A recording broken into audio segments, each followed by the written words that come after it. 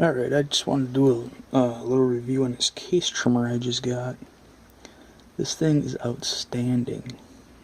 Now, a little background story here. I have a Forester, regular lathe style case trimmer. It uses the Pilot and a collet, you've seen there, to hold the cases. I do like this thing. I've had it for going on 10 years now. It does work great. Adjustment's a little finicky. There's an Allen screw here for coarse adjustment, and then there's one this way for fine adjustment, and then a lock screw. But once you get it set up, it does work quite well. The issue I ran into was been loading 500 Smiths lately, which is a monster of a cartridge. Those of you who don't know, massive. And the cutter shaft on the Forester is 1/2 inch. Well, that's a problem when you have a 1/2 inch bore, because it completely just engulfs the cutter head. Now, Foresters, they make a Classic, I believe it's called. It's the bigger version for trimming magnums. But the length of the cutter is too short. So you'd have to buy the Classic, the big one. I think it's got a 5/8 inch cutter on it. And then you'd have to buy the base off of one of these and bolt them together. Well, this will trim 99% of everything you'd have to trim, and by the time you bought both of those, it'd be well over $100 just for me to trim 500 Smiths. So I looked around for a cheap alternative. Lee just came out with a new case trimmer, Lee Quick Trim, and he said, "Ooh, this is a good excuse." This comes with, this is the deluxe trimmer, and a little chip tray. I just got these through Midway for like a box of still over here. $14, I think that was. And then you got to get a caliber specific die. These are about $9, $9.99, something like that. And the way this works is the die is set to the length of the cartridge. And you put the trimmer in it. It's automatically set up. If you back this black ring all the way up, it cuts 6/1000ths under max, and every click of this ring is 1/1000th below 6/1000ths over max.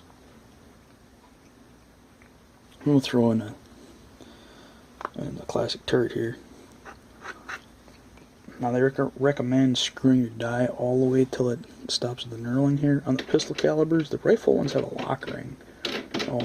And the straight well pistol calibers are held in with a collet to keep them from turning when you're trimming them. The pistons, or the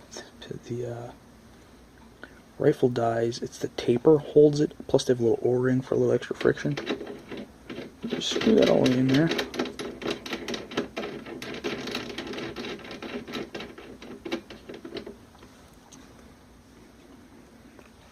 Put your trimmer in the top.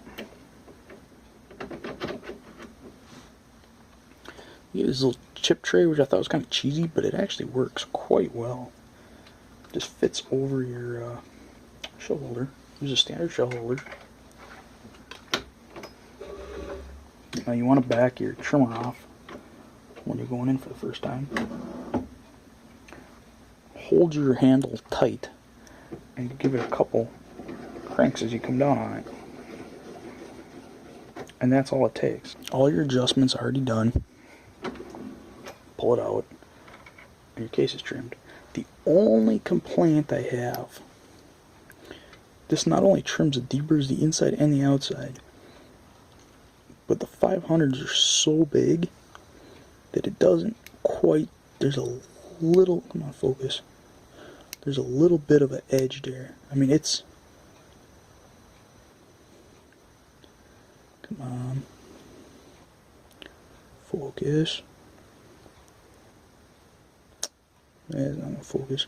It's minuscule. You can barely even catch your fingernail on it. But if you take a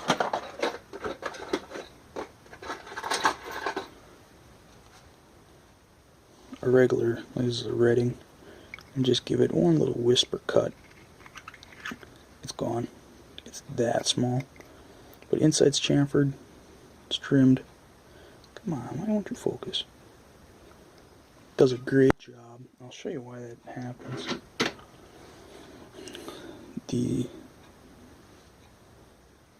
Come on, camera. The inside chamfer and the outside chamfer are spring-loaded.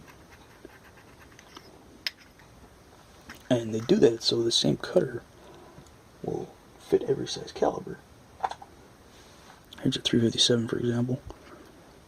And see how it's basically too small for this size? Well, there's another set on the back side that catches it. Well, I guess it would be this side. And then those chamfer it. Use a less shiny. Brass cases, not so shiny.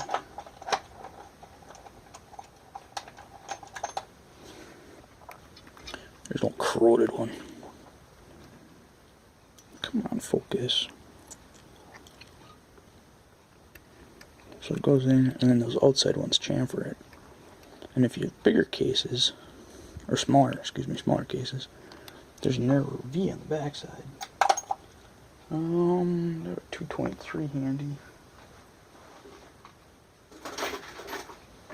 There we go.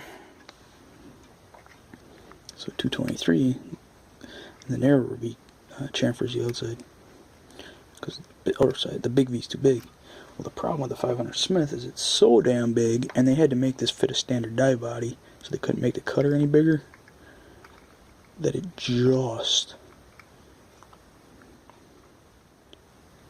catches that V, just barely. And it starts to chamfer it, but it's not long enough to finish the job. But that's the only downside. So $14, 9 and some change. You're looking at like 24 bucks, 5 plus shipping for a full trimming system that there's no setup time. The thing is ingenious. And a little bit of chips, they don't really produce much. Most of them end up in your tray, so they don't get jammed up in your press. But yeah, absolutely ingenious. The only thing you gotta watch out for is you trim a lot of cases, and you can trim cases fast. 5-6 cranks at a handle, and they're ready to rock.